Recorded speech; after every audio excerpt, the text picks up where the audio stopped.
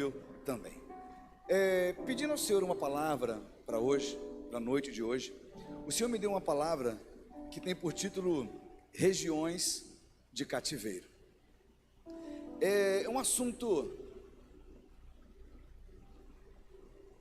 que pode provocar em você algumas sensações esquisitas. Porque falar de região de cativeiro é falar que a sua mente ela tem um poder incrível de fazer você sentir novamente algumas sensações que marcaram sua vida. A mente humana, ela tem esse poder de remeter você a alguns espaços, a alguns momentos na sua vida que lhe causaram dor, que lhe causaram tristeza, que lhe causaram agonia. Eu não sei se você já teve a experiência de estar assentado à mesa com alguém e durante a conversa com essa pessoa entrar em um tipo de assunto que torna para você aquele assunto delicado, e às vezes vem um nó na garganta, às vezes vem uma tristeza na alma, e é praticamente impossível de se conter as lágrimas. Às vezes vem você, a gente está preso em algum momento da nossa vida e a gente nem imagina porque isso está acontecendo. Talvez você esteja pensando: ah, pastor, mas isso não acontece comigo. Talvez você esteja dizendo: não, essa é uma realidade que não é minha, isso não tem nada a ver com a minha história. Mas eu quero dizer para você, eu quero te alertar que quem você é hoje é consequência de um passado vivido e você não pode negar isso.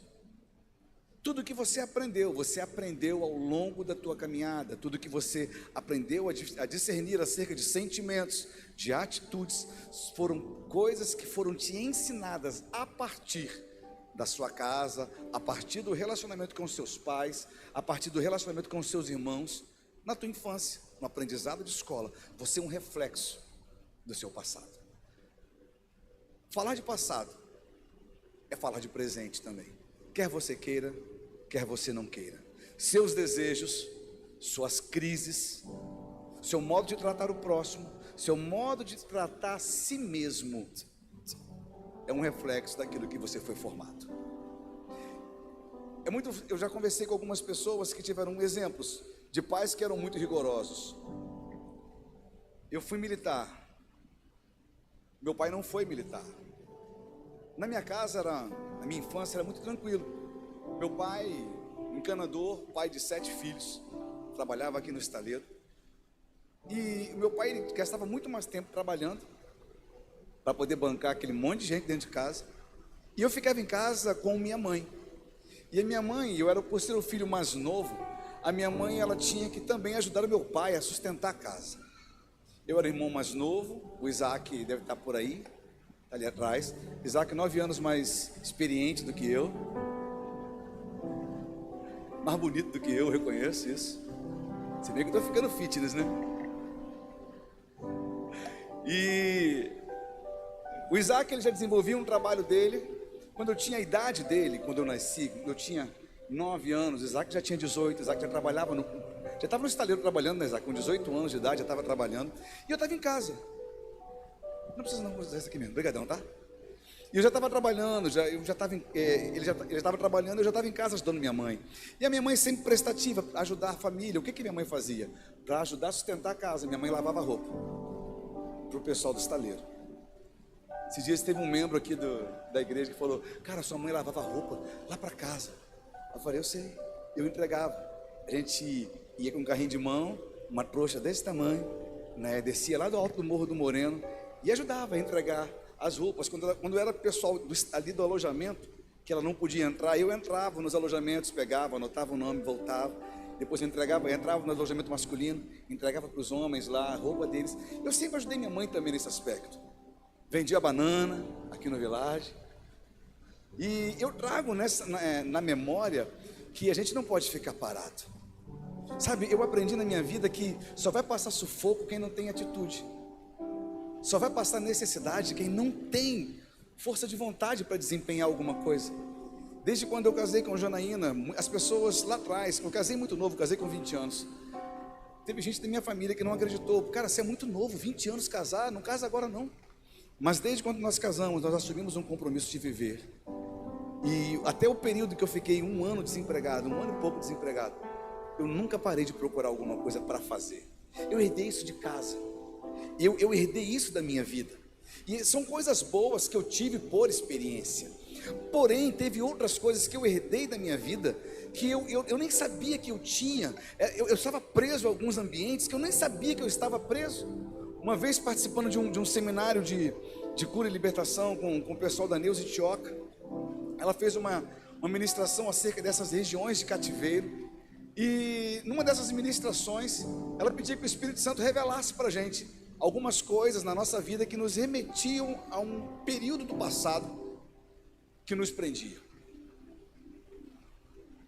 Eu lembrei que a casa que a gente morava era uma casa gostosa, simples e gostosa. No início era de estuque, sabe o que é estuque?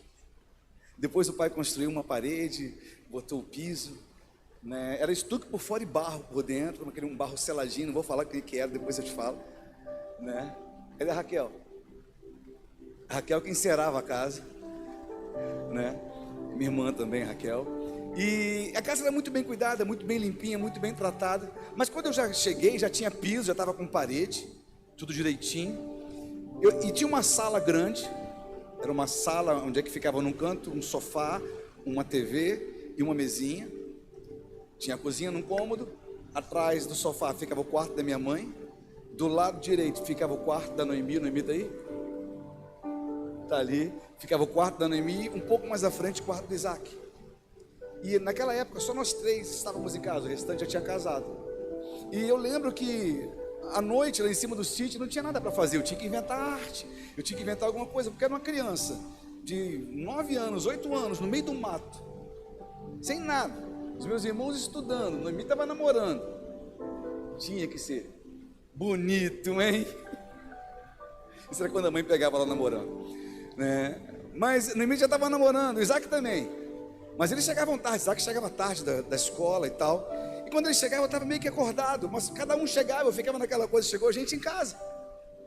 E depois que chegou gente em casa, eles comiam, tal. Às vezes, mãe ia para o quarto com o pai, o Isaac ia para o quarto com o pai. O Isaac ia para o quarto dele, Noemi ia para o quarto dela. E eu dormia onde? Eu não tinha quarto, eu tinha o sofá, aquele sofá preto de couro, era a minha cama. E eu deitava ali, eu era um garoto de 8 anos, feliz que estava numa casa, que eu tinha minha família. E eu nunca me importei de ter um quarto. As minhas coisas ficavam numa cômoda, numas gavetas, dentro do guarda-roupa da minha mãe. As minhas coisas, um garoto de 8 anos, eu nunca me importei de ter essas coisas. Mas eu não estava nem aí, eu estava vivendo, eu estava feliz. Mas de uma certa forma, no meu subconsciente, nesse dia o Espírito Santo me visitou, o meu subconsciente me deixava uma ausência de lugar. Eu não me sentia... Eu lembro que foi uma experiência que eu tive. Em algum momento da minha vida, eu não me sentia pertencente ao mesmo nível dos demais irmãos. Eu fui descobrir isso com 28 anos.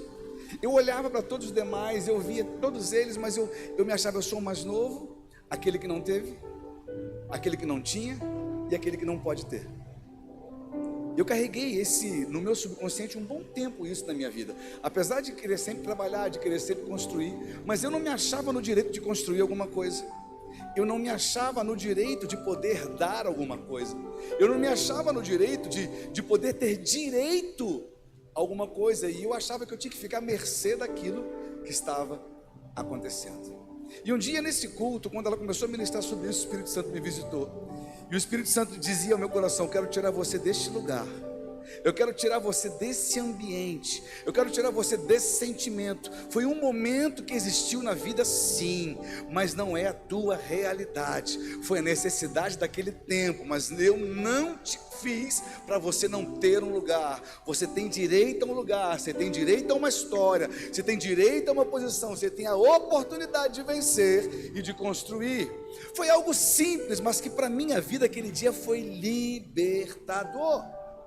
Eu estou contando a minha história, mas de repente eu não sei qual é a região da sua vida que você ficou preso lá atrás. Eu estou contando a minha história, mas eu não sei qual é a região da sua vida que você consegue olhar para trás e falar: aonde que eu perdi esse acesso, aonde que eu perdi esse direito, Aonde que eu perdi essa oportunidade? Por exemplo, o casamento da minha mãe e do meu pai foi infeliz, consequentemente o meu também vai seguir o mesmo caminho, porque eu sou fruto da mesma árvore. Não quer dizer que se uma família fracassou, a continuidade dela vai para o fracasso também. Eu tive um pai que não construiu nada, ele não me deu educação, e eu também vou ser destinado ao mesmo caminho. Isso não quer dizer que esse seja o seu destino, a sua história. Você pode estar preso naquele sentimento de escassez lá atrás, mas não é essa história que Deus escreveu sobre você. Na quinta-feira, quem esteve quinta-feira aqui, diga eu. Na quinta-feira aqui, Deus me deu uma frase, a gente compartilhou sobre ela, e a frase que o Senhor me deu, a gente compartilhou, a gente pregou sobre, é que quando Deus escreveu a tua história, Ele não preveu derrotas, Ele não preveu fracasso. Deus, Ele escreveu uma história sua, perfeita, plena. Mas nós, por causa da nossa desobediência, ou por causa da nossa negligência, nós atrapalhamos aquilo que Deus está construindo na nossa vida. Pastor, você está falando que a grande maioria das coisas que acontecem errado na minha vida é culpa minha? A grande maioria não, quase todas. Porque pelo nosso jeito negligente de encarar a vida, pelo nosso jeito negligente de encarar os ensinamentos que o Senhor tem nos proporcionado, às vezes a gente anda por caminhos que agora até trazem um pouco de satisfação, mas lá na frente você vai pensar: cara, se eu tivesse mudado, se eu tivesse feito de novo, se eu tivesse a oportunidade de rever, eu teria feito diferente. Sabe, hoje todos esses sentimentos, essas crises influenciam na pessoa que você é. Quer você queira, quer você não queira. Lucas postou uma frase esses dias, deu até polêmica. Eu repostei e eu tirei. Eu gostei daquela frase, aquela terapia. Como é que é a frase mesmo? Faça terapia para você não infernizar a vida dos outros, né? A vida de quem não tem nada a ver com o seu problema. E a gente sabe disso, porque você já percebeu que tem dia que você acorda que está um mel? Alguém já viveu assim? Você acorda, cara, que dia maravilhoso. Aí você vai ter que trabalhar com um atribulado que não tem nada a ver com a tua história, e ele faz questão de roubar a paz do ambiente. Alguém já conheceu gente assim? A gente se depara com isso todo dia, gente. Sabe? Todo dia, a todo momento.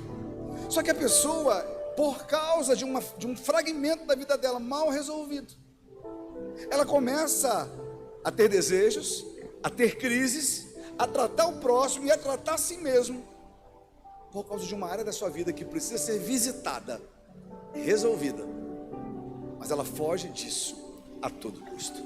Parece difícil você ouvir o que eu vou te falar, mas em muitas ocasiões você vai ter que visitar túmulos de coisas que foram mal enterradas para ter que resolver com elas. Na sua vida você vai ter que voltar em alguns momentos, desenterrar algumas coisas para ter que tratar de novo, para que você possa realmente viver uma história feliz, uma vida que vale a pena. Eu quero ler contigo um texto bíblico, livro de João, no capítulo 11, a partir do verso 38.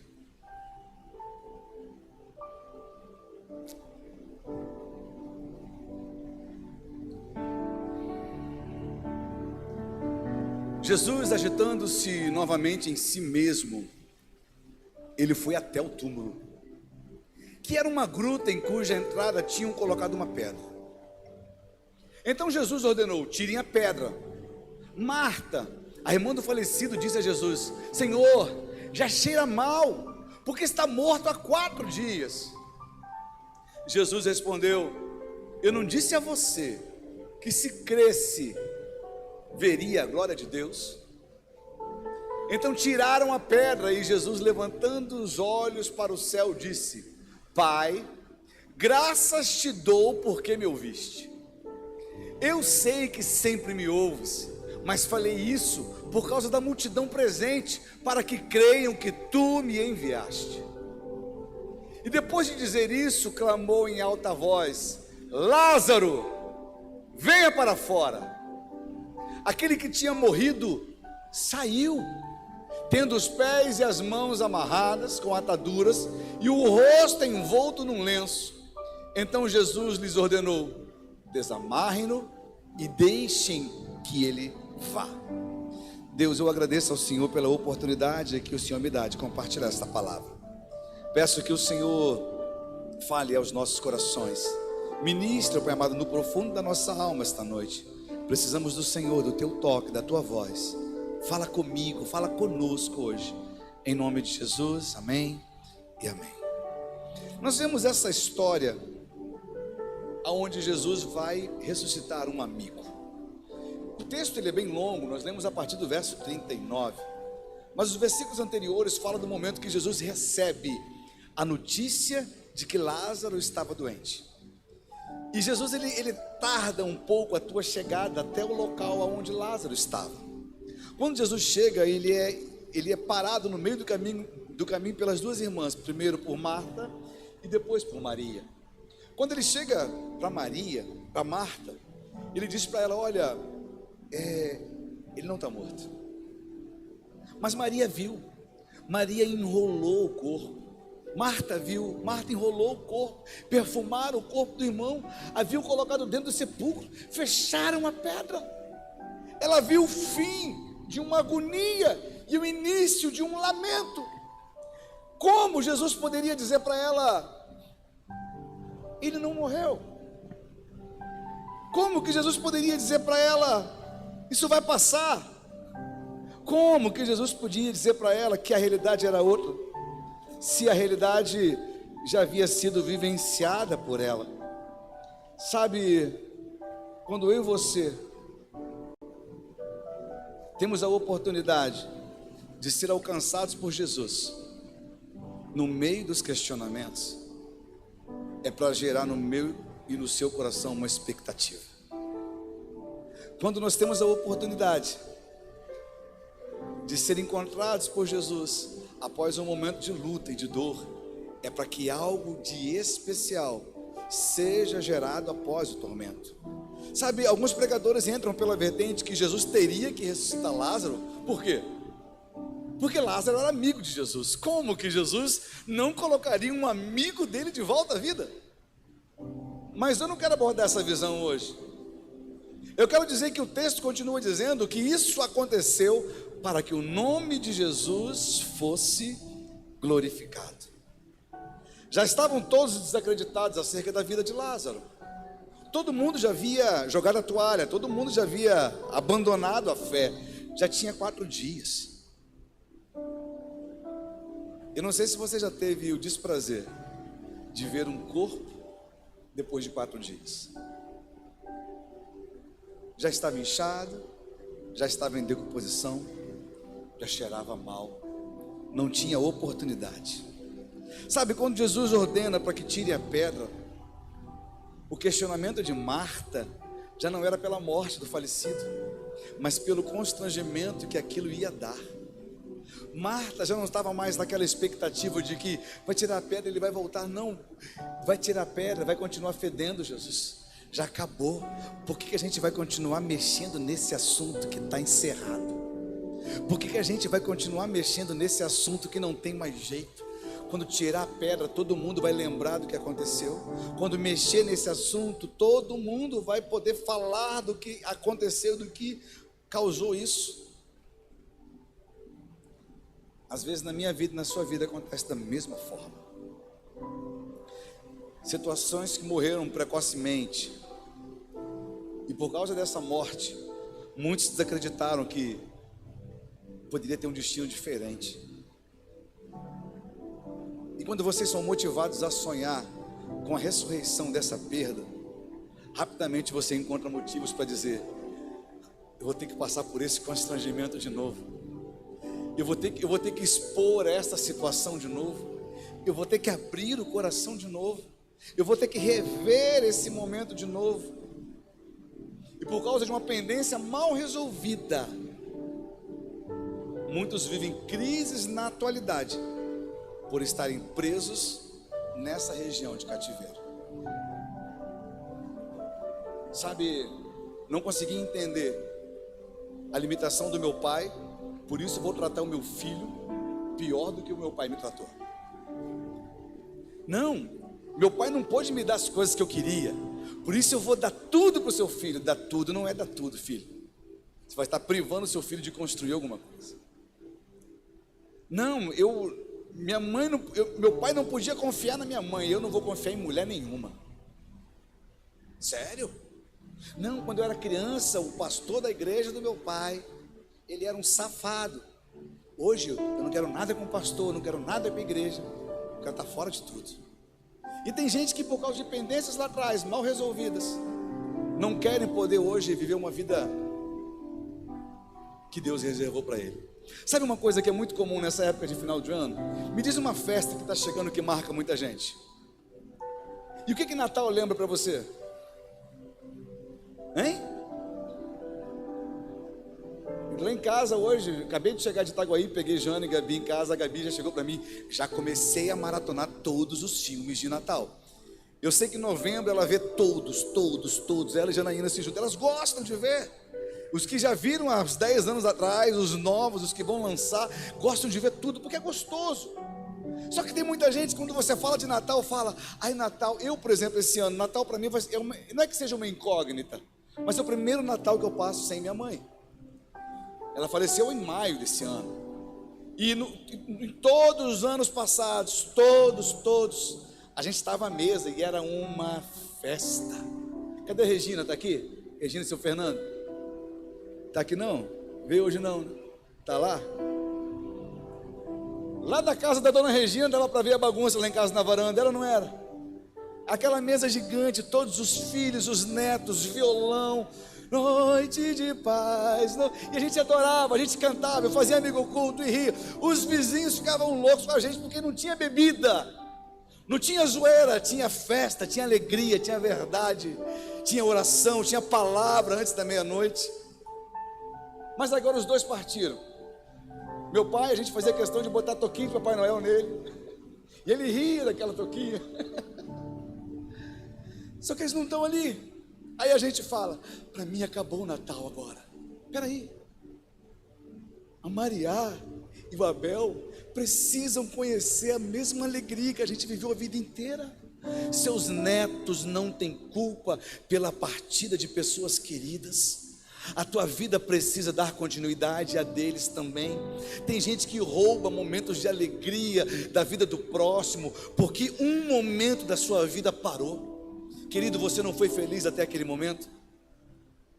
Se você foi feliz até aquele momento, aprenda que a felicidade precisa começar a jorrar através da sua vida sobre quem não experimentou aquela condição ainda. Sabe, a nossa vida não pode estar paralisada no tempo por causa de uma coisa que morreu na nossa vida. A tua vida não pode estar paralisada no tempo, e você não pode paralisar a vida das outras pessoas por coisas da sua vida que ficaram mal resolvidas. A gente precisa remexer esses assuntos. Sabe, quando Jesus ele chega perto de Marta e Maria, certamente elas poderiam viver com um incrível questionamento. Qual seria o questionamento de Marta e Maria? Se Jesus não vai, elas poderiam viver a vida toda com um questionamento: se ele estivesse aqui, se Jesus estivesse aqui, Lázaro não teria morrido. Porque elas sabiam da grandiosidade de Jesus, mas Jesus chegou depois da morte. Só que quando Jesus chega depois da morte, Jesus não ressuscita Lázaro porque ele era amigo, e nem porque Marta e Maria estavam pedindo. Mas o texto diz que Jesus ressuscita Lázaro para ele morrer depois, mas ele precisou que a fé de Marta, de Maria e da multidão que estavam vendo tudo também pudesse ser renovada. O que eu quero dizer com isso? Existem coisas na sua vida que quando o Senhor transformar, não é só a sua fé que será mexida, mas das pessoas que caminham com você. Quando existem coisas na sua vida que serão resolvidas, precisam ser resolvidas, e se você permitir que isso aconteça, aqueles que estão olhando para você e viram teu choro, eles vão ter que se alegrar com a tua vitória, e vão falar: que Deus é esse que muda realidades? Que Deus é esse que transforma vidas? Que Deus é esse que transforma aquele que estava morto há um bom tempo em alguém que está exalando vida? Até poucos segundos atrás ele estava fedendo, mas agora a vida é renovada através da vida dele. Sabe, é tão gostoso quando você percebe aqui na igreja vidas que vêm quebradas e Deus começa a moldar e tratar. E porque Deus começou a fazer na vida de alguém, a outra pessoa é impactada.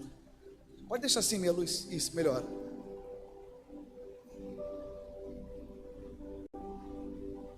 Sabe, só não deixa piscando agora, que aí me arrebenta.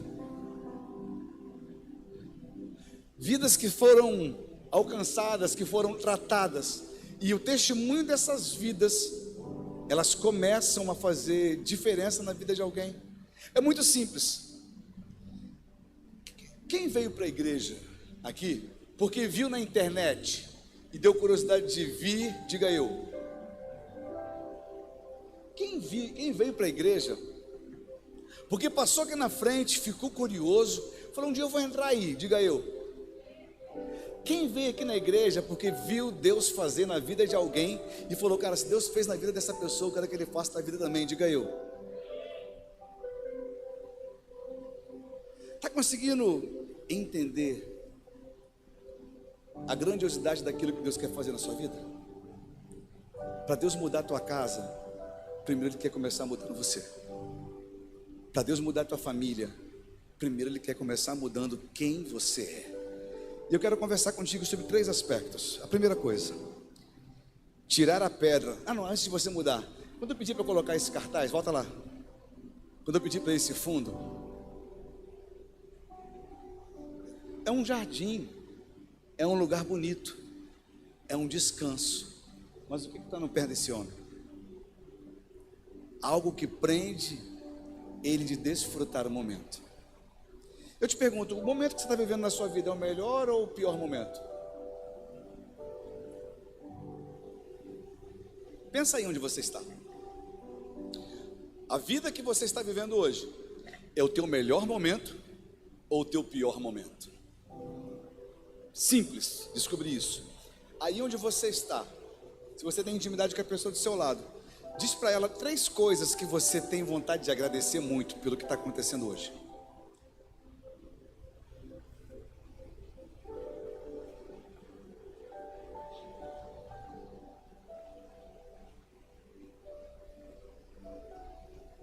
Você tem motivos para agradecer?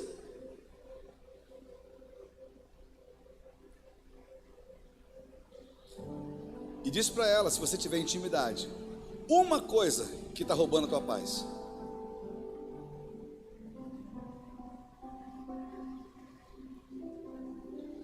Agora eu quero que você faça uma reflexão daquilo que você tem para agradecer, para aquilo que está roubando a tua paz. O que é mais importante? Sabe, às vezes a gente tira o merecimento das grandes coisas, porque uma coisa pequenina está roubando a alegria do momento. Pastor, estou com muita raiva, pastor. O que foi? Estava vindo para a igreja agora, o pneu do meu carro furou. Repete comigo assim: graças a Deus, eu tenho um carro. É só trocar o pneu. E tem gente que desmerece o carro por causa do pneu. Pastor, o meu marido não lavou a louça do almoço que ele prometeu. Graças a Deus teve almoço. Graças a Deus você tem um marido, não é verdade? E ele vai lavar quando eu voltar para casa, amém?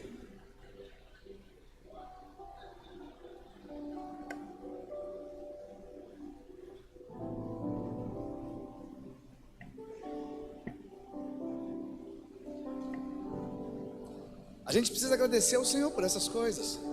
A gente tem a terrível mania de desvalorizar o muito por causa do pouco. Tem ou não tem? Você olha, eu já vi gente, pastor, não casei até hoje porque não achei a mulher perfeita.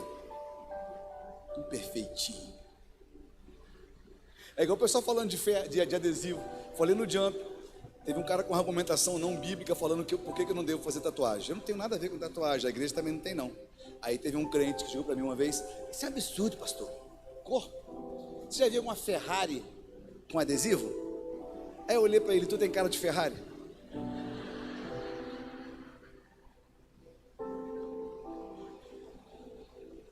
Mó fusquinha, cara. Cheio de maresia. Tu tem cara de Ferrari? Vamos continuar. Então, tirar a pedra é o mesmo que tirar aquilo que impede o acesso ao seu milagre. Sabe, quando o passado de muitas pessoas está fechado a 7 chaves. Eu não tinha. Alguém sabe por que tem essa frase? O segredo está guardado a 7 chaves. Alguém sabe por quê? Eu não sabia. Ninguém sabe? Quer saber agora ou depois? Agora? Depois eu conto. Estou brincando. Não, mas foi numa situação um pouco difícil. Fui fazer um velório. E quando eu fui fazer um velório, a menininha chega para a mãe, para a tia, e fala: tia, você sabia que o caixão ele tem 7 chaves? Eu fui contar. Tinha 4, e aquela escotilha que aparece o rosto tem mais 3. Guardar as 7 chaves é dizer que morto não conta a história. É alguém que levou para o túmulo um segredo que ninguém vai saber mais. Não sabia disso, né? Agora você sabe. Então, a gente sabe que o passado de muitas pessoas está fechado a 7 chaves. Isso não vai ser tocado. Só que nessa semana, quando eu descobri isso, algo desvendou diante dos meus olhos, que diz que morto não conta história, mas a sua história revela tudo sobre o morto. Sabe, a pessoa, depois que ela morre, ela não vai contar a história dela. Acabou ali. Mas o que ela viveu, o que ela passou, o que ela testemunhou, diz muito a respeito de quem se foi. A gente sabe que depois que a vida se vai, a pessoa não pode falar mais nada. Agora, se você olhar o que ela viveu, você vai entender que o eco da sua existência vai ensinar muita coisa pra gente. Eu tenho certeza que aquelas pessoas que deixaram você, te ensinaram muita coisa. Eu falei hoje à tarde, lá no discipulado, que a gente hoje, nós temos manias que os nossos pais tinham. Alguém consegue se identificar? Esses dias a Janaína estava na cozinha, no café, e eu lembro que eu cheguei na porta do café e falei: bom dia, meu amor. E na hora eu lembrei de quando meu pai fazia, quando chegava na cozinha com a cadeira de roda dele e via minha mãe à beira da pia. Depois que eu falei isso, eu falei: caramba. E a gente começa a refletir algumas coisas, e não tem isso, tem muito mais coisas que eu comecei a refletir o eco da vida dele. Por isso que eu digo para você que a sua vida é um eco de pessoas que se foram. A vida de Lázaro havia ensinado muita gente, eu tenho certeza disso. Mas depois da ressurreição, o seu testemunho ensinou muito acerca de quem Jesus era. Então, antes da desgraça acontecer na vida de algumas pessoas, antes da morte acontecer na vida de algumas pessoas, o teu passado vai falar quem você é. Mas depois que Jesus encontrar você e mudar essa situação de morte em vida, o seu testemunho não fala mais sobre você, mas fala acerca de Cristo pode fazer na tua vida. E é isso que é interessante, é isso que é importante. Quem era você antes de conhecer Jesus e a sua verdade? Quem era você antes de encontrar Jesus e receber dele a sua missão? Sabe, esse testemunho de ressurreição, ele poderia ter sido velado para sempre com Lázaro. Mas para que ele fosse real, Marta precisou mover uma pedra que dava medo. Existem coisas na minha vida, na sua vida, que dão medo de você tocar de novo. Existem coisas na minha vida e na sua vida que a gente sabe que precisa sentar e acertar. A palavra está falando com alguém aqui? Amém? E a gente precisa entender que por mais que o medo venha, o convite de Jesus para crer, ele servirá para te conduzir até o final. Sozinho você não vai conseguir resolver algumas coisas. Vai? Não. Eu imagino que antes da enfermidade se agravar, as irmãs de Lázaro, elas deveriam ter tentado de tudo. Normalmente mãe faz isso, né? Tá em casa, um filho está passando mal, toma chá de cebola, toma chá de alho, e taca aquele xarope, e toma Dorflex, e vai fazendo de tudo. Faz ou não faz? E depois procura os profissionais. Depois que esgotaram todas as possibilidades, Marta e Maria percebeu que tudo estava em vão, mas havia na sua mente uma pitada de esperança, que se Jesus estivesse aqui, havia uma promessa, e essa promessa precisava ser vivida. Quando Jesus ele chega para Marta na beira do túmulo e manda remover a pedra, ele diz para ela o seguinte: se creres, verás a glória de Deus. A preposição se, que Jesus usa antes de citar creres, dá a Marta um convite para continuar crendo. Às vezes o Espírito Santo ele promove isso na nossa vida. Quando a nossa fé está indo, está se esvaindo, sempre tem um se para estimular a nossa fé. Apesar dessas duas letras dessa palavra ser a junção de duas letras tão simples, o seu significado não junta duas letras, junta dois ambientes: o ambiente de fé com o ambiente de milagre. O ambiente de milagre está disponível, mas o ambiente de fé tem que ser gerado em nós. Eu não sei se em algum momento da sua vida você precisou usar tudo, até mesmo a fé. Alguém já viveu isso? Amém? São nessas horas que você olha que o médico não dá jeito, que o conhecimento político não dá jeito, que o dinheiro não dá jeito, que a influência não dá jeito, que o pastor não dá jeito. Você só precisa contar com uma certeza de que Jesus é suficientemente poderoso para resolver essa condição. O que Jesus estava dizendo para Marta e para Maria era o seguinte: olha, vocês já tentaram de tudo, mas eu estou dizendo para você, se creres, verás a glória de Deus. Não importa o que esteja acontecendo, se creres, verás a glória de Deus. Não importa o que você está vivendo, se creres, verás a glória de Deus. E quando eu digo se creres, eu preciso me comportar como quem crê. A primeira coisa de que uma pessoa tem por decisão quando diz que crê é não duvidar.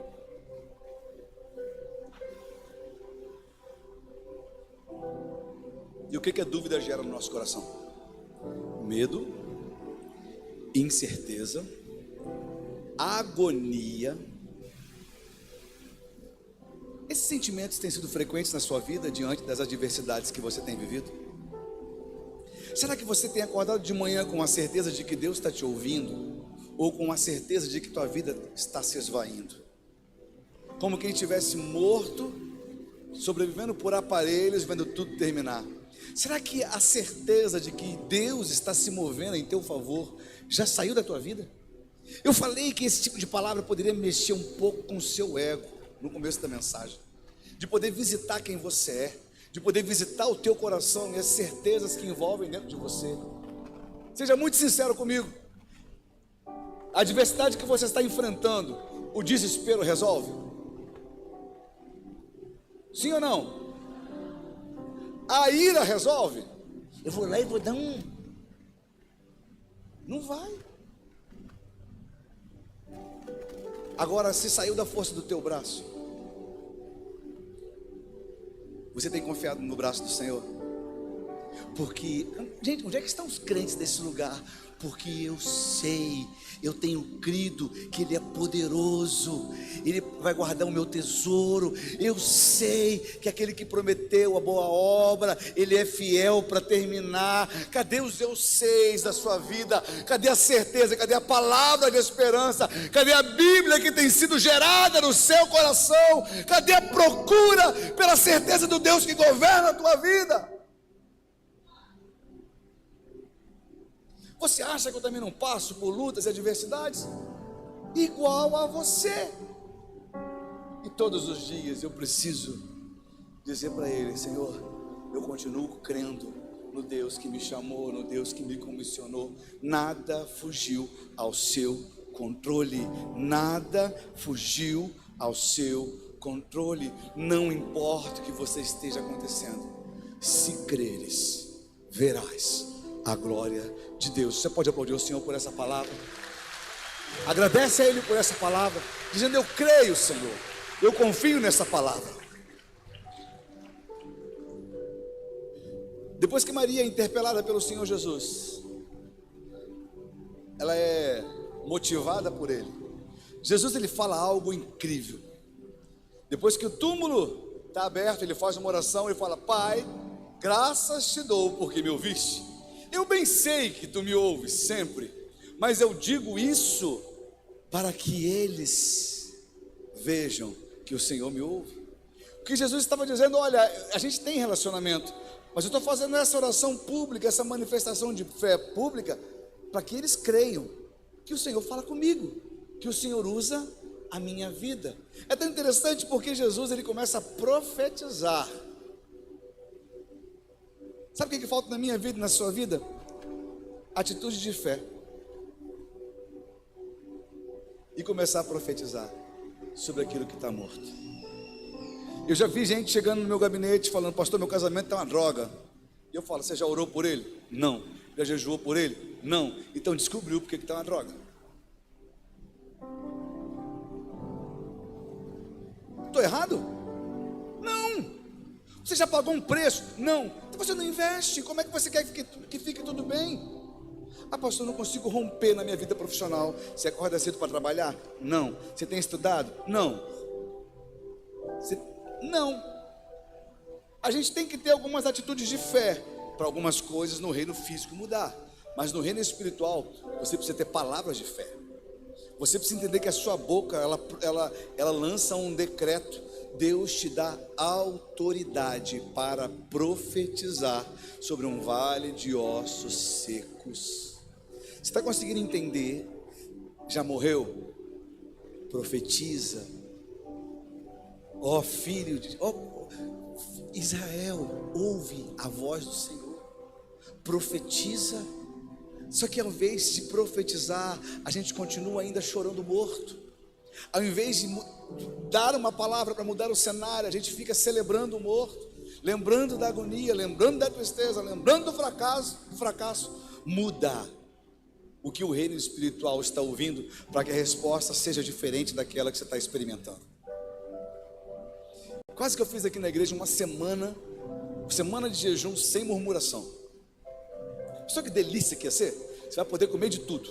A única coisa que você não pode comer é das palavras de murmuração que sairão de sua boca. A pessoa, que delícia.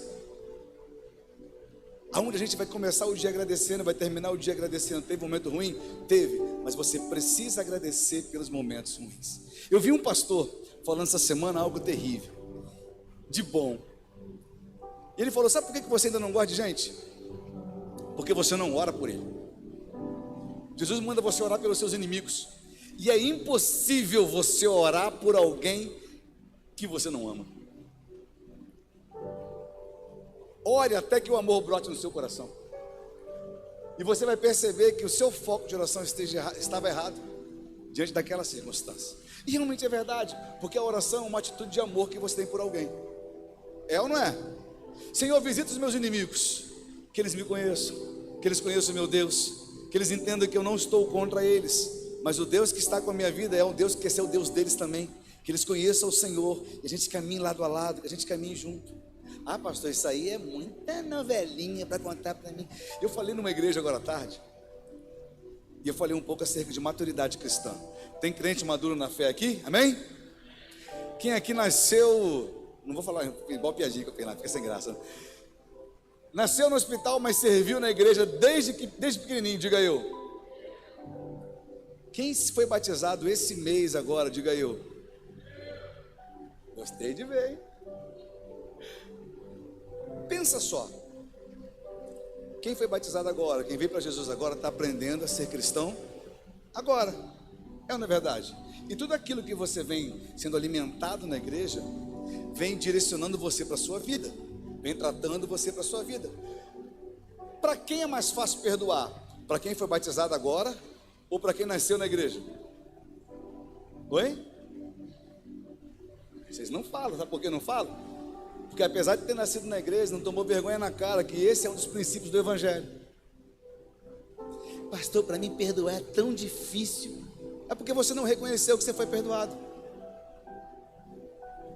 Porque o perdão não é um direito seu. Quem foi muito amado foi muito perdoado. O perdão a gente não dá para quem merece. O perdão você dá para quem não merece. E a gente só pode dar aquilo que a gente. E se você não tem perdão, como é que você vai liberar perdão para alguém? É por isso que muitos encontram a dificuldade de viver sob perdão. falar sobre perdão. Eu confesso a você, eu desde pequeno, eu exercitei o perdão, porque o perdão é um exercício. O perdão não faz bem para quem recebe, faz bem para quem libera. É um peso, então tem coisas na sua vida que precisam ser visitadas. Falta de perdão é uma delas. Tem gente que já morreu e você carrega a agonia de não liberar aquela pessoa que não pode mais fazer nada por você. Tem gente que não tem mais relacionamento contigo, mas quando você vê uma foto na internet, o coração fervilha, espuma a boca. É capaz de você estar sentado na mesa com a pessoa que você ama, mas muda o ambiente, porque o teu coração não liberou perdão para aquele momento. Você está conseguindo entender que regiões da sua vida que precisam ser visitadas hoje? Sabe, quando Jesus ele fala tudo isso, Jesus ele fala uma frase ao final, que eu fiquei pensando muito sobre ela, a gente já está terminando já. A frase diz: Lázaro, vem para fora. Eu imagino que quando Jesus fala, a presença de Deus na terra, quando Ele fala, a terra lembra do som da criação. A autoridade com que Jesus fala é a autoridade dada de Deus, a autoridade que Ele criou o mundo com a palavra. E quando Ele diz, Lázaro, vem para fora, quando Jesus chama Lázaro, eu creio que a sua voz ela não foi ouvida somente ali na terra. Como assim, pastor? Porque o espírito de Lázaro já não estava mais ali. O que estava naquele túmulo era apenas o corpo de Lázaro. Mas eu creio que quando Jesus ordena, o alvo de sua ordem obedece em qualquer lugar aonde esteja. Ali estava um corpo velado, mas o espírito já havia sido retirado. E quando ele fala Lázaro, ele diz: de onde você estiver, volta para esta realidade. Só que quando eu falo acerca disso para você, existem situações na minha vida que eu não tenho controle. Agora, não há situações que possam paralisar quando Jesus fala. Não dá para ficar do mesmo jeito quando Jesus ordena. Se você toma posse desta palavra, o som da sua voz te encontra esta noite. E aonde você estiver, a voz do Senhor vai até você e te diz: sai dessa região de morte em que você se encontra hoje e volte a viver, para que o nome de Jesus seja glorificado em você. Lázaro não volta por causa de Lázaro. Lázaro volta para que o nome do Senhor seja glorificado nele. A tua vida, ela não vai ser mudada só por causa de você, mas há interesse em Deus de fazer em você, para que o mundo creia que Ele continua fazendo prodígios e sinais. Às vezes a gente olha e fala: mas eu não sou merecedor. Eu sei que você não é. Mas se Deus decidir fazer, se Ele desejar fazer, apenas permita que o plano divino aconteça através da sua vida. Sabe, muitas vezes o local que a gente está preso são conceitos mentirosos estabelecidos por Satanás em nossos corações. Tem muita gente que foram presos a sofismas. E o que é um sofisma? É uma mentira travestida de verdade.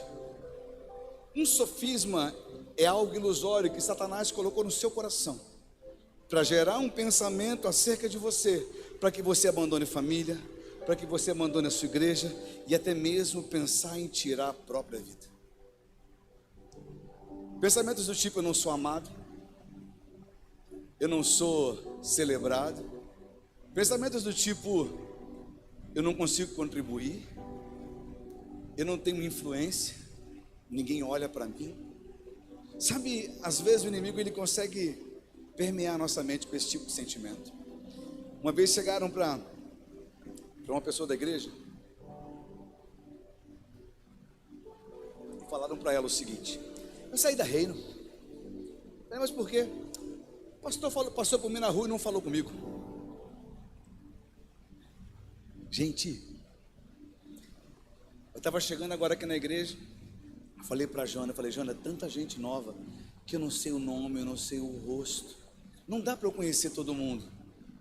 Eu fico em evidência porque eu sou um aqui em cima e você me vê todo culto.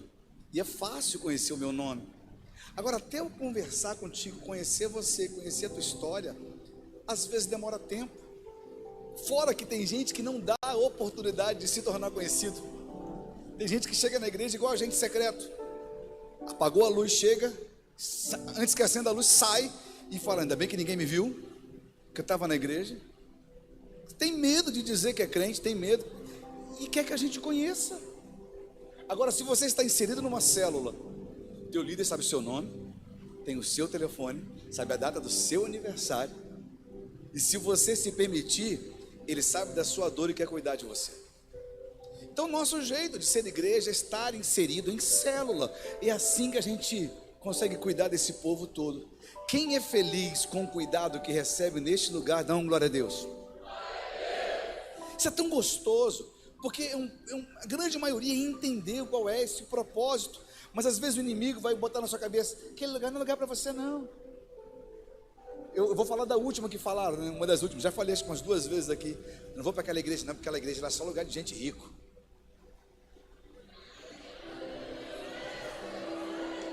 Aí tu recebe, né, varão?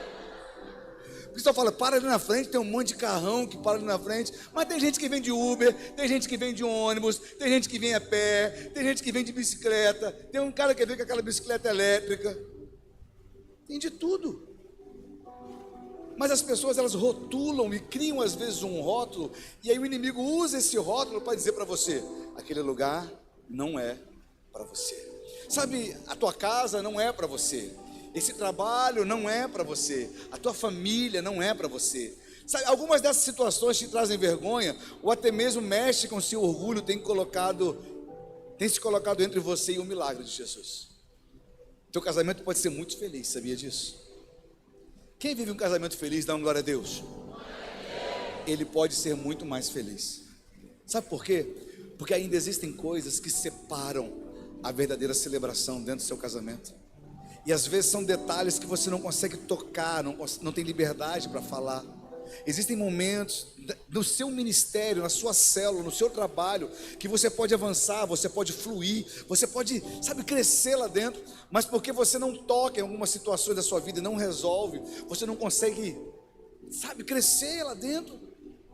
Ah, pastor, eu tenho um chamado, sabe, eu não consigo desempenhar o meu chamado.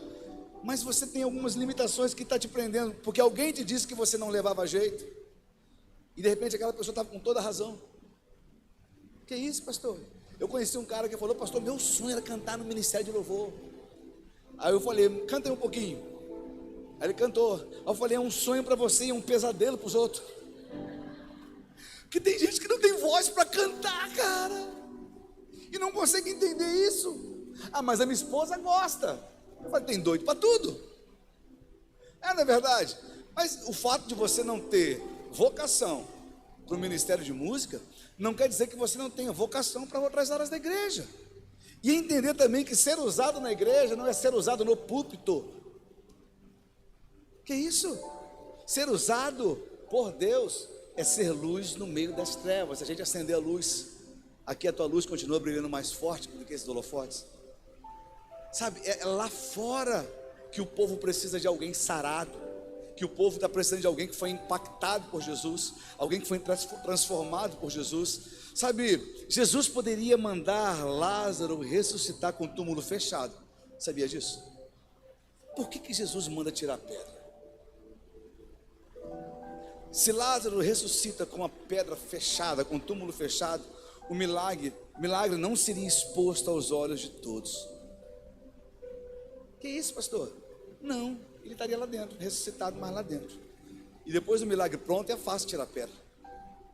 Depois de lá, eu estou vivo! É fácil tirar a pedra. Está igual um cara que contou uma história hoje. Posso contar não? O cara falou que foi num velório 2 vezes na vida dele. Uma senhorinha morreu e convidaram ele para ir no velório. E na saída tirando da pedra lá de cima, lá para poder enterrar, bateram com um caixão na parede e ouviram um grito dentro do caixão. Quando abriram, a senhora estava viva, né? Aí acabou o velório, foi aquela festa, a mulher viveu mais 7 anos. Aí depois de 7 anos ela morreu de novo. Convidaram ele de novo para o velório. E na saída falaram: não bate na parede não. Tô brincando.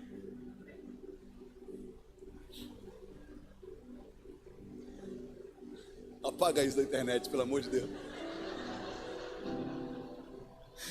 Sabe, Jesus poderia ressuscitar Lázaro com uma pedra fechada. Mas é muito fácil você ressuscitar, você crer no milagre depois que ele acontece. É ou não é verdade?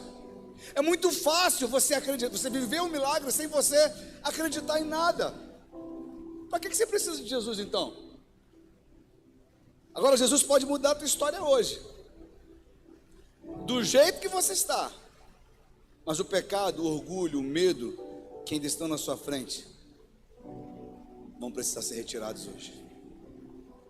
Sabe esse medo que você tem de viver o que Deus está te propondo? Você tem que retirar isso hoje. Sabe esse orgulho que você tem de não deixar Deus tratar na tua essência? Você tem que tirar isso hoje. Sabe esse pecado que está te aprisionando para você não desfrutar de um jardim imenso? Você tem que tirar isso hoje. Livre-se disso hoje. Lázaro,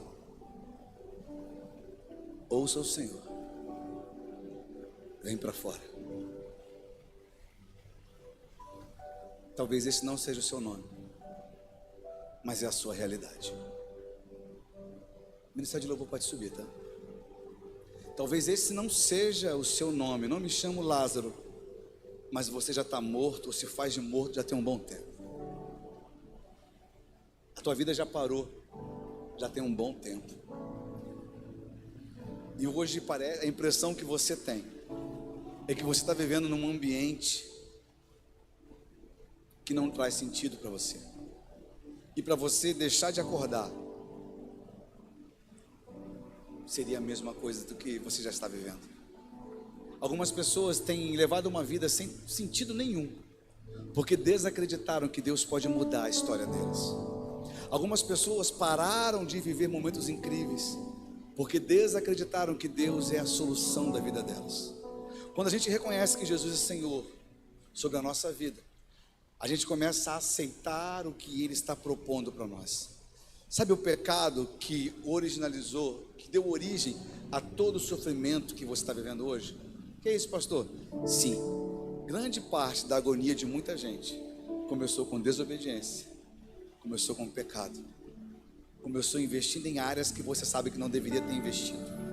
E hoje você paga um preço por essa culpa. Hoje você paga um preço, porque lá atrás o pecado adoeceu você. Jesus, Ele é poderoso para perdoar o teu pecado. Ele é poderoso para visitar o teu passado, para mudar a tua história.